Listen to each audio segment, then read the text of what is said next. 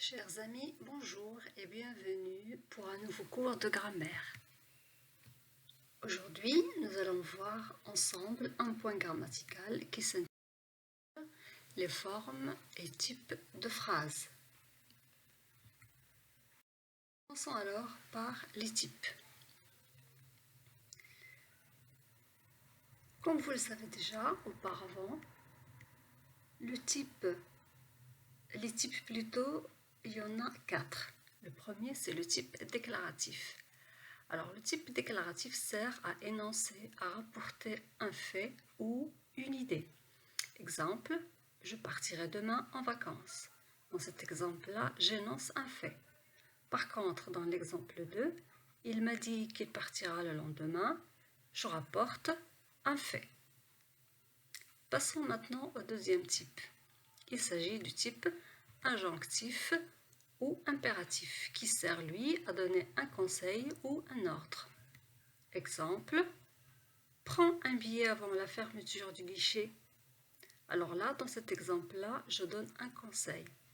Par contre, dans l'exemple 2, sors de ma chambre, je donne un ordre. N'oublions pas que les deux verbes sont conjugués au présent de l'impératif. Et la phrase se termine par un point d'exclamation. Le type 3, qui est le type exclamatif, exprime un sentiment comme la surprise, la joie ou la peur. Quand je dis « il a réussi son examen avec succès », là, j'exprime soit la surprise, soit la joie. Arrivons maintenant au quatrième et dernier type qui est le type interrogatif. Le type interrogatif sert à poser une question ou demander une information. Dans l'exemple 1, tu fais quoi ici? Je pose une question. Dans l'exemple 2, il est quelle heure s'il te plaît? Là, je demande une information. Dans les deux cas, je pose une question pour avoir une information. Passons maintenant aux formes.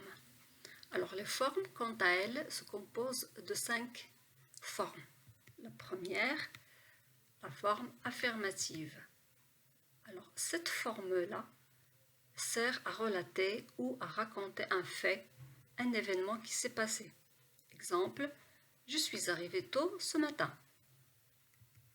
Par contre, la forme négative sert à dire que quelque chose ne s'est pas passé.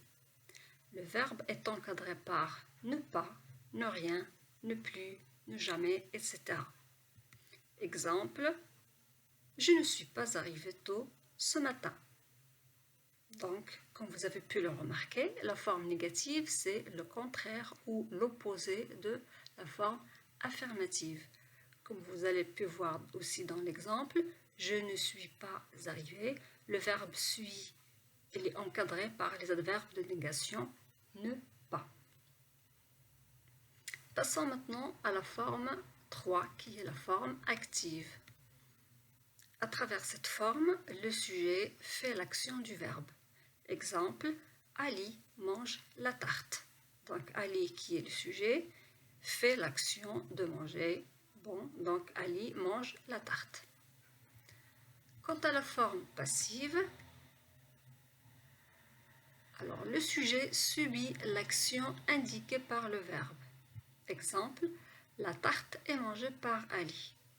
La tarte qui est sujet, c'est lui qui subit l'action de manger par Ali. Alors, la forme passive, c'est aussi l'opposé de la forme active.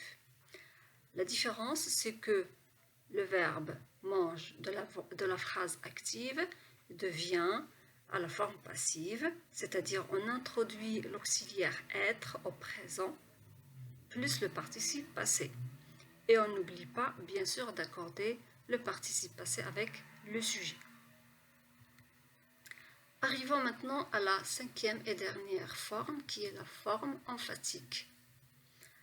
Alors, quand j'utilise une phrase emphatique, c'est pour créer un fait d'insistance ou de mise en valeur.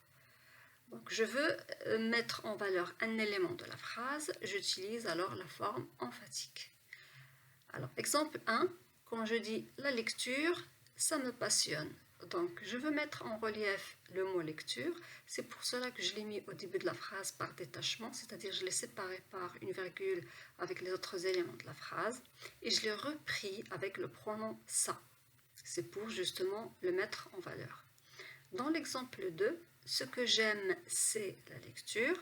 Donc, c'est toujours le mot lecture que je veux mettre en relief. J'ai commencé ma phrase par ce que j'aime, une phrase relative.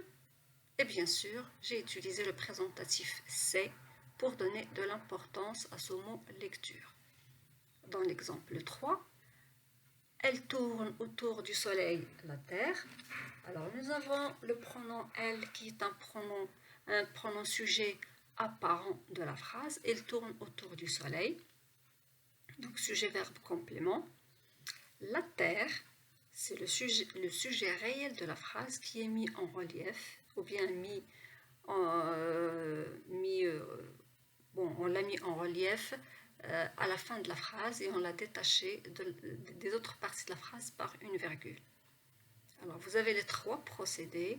Les trois procédés servent à mettre en relief ou bien à insister sur un élément de la phrase que je veux mettre, un élément que je veux lui donner de l'importance.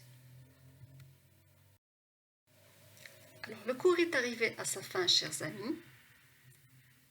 J'espère que ça a été très clair.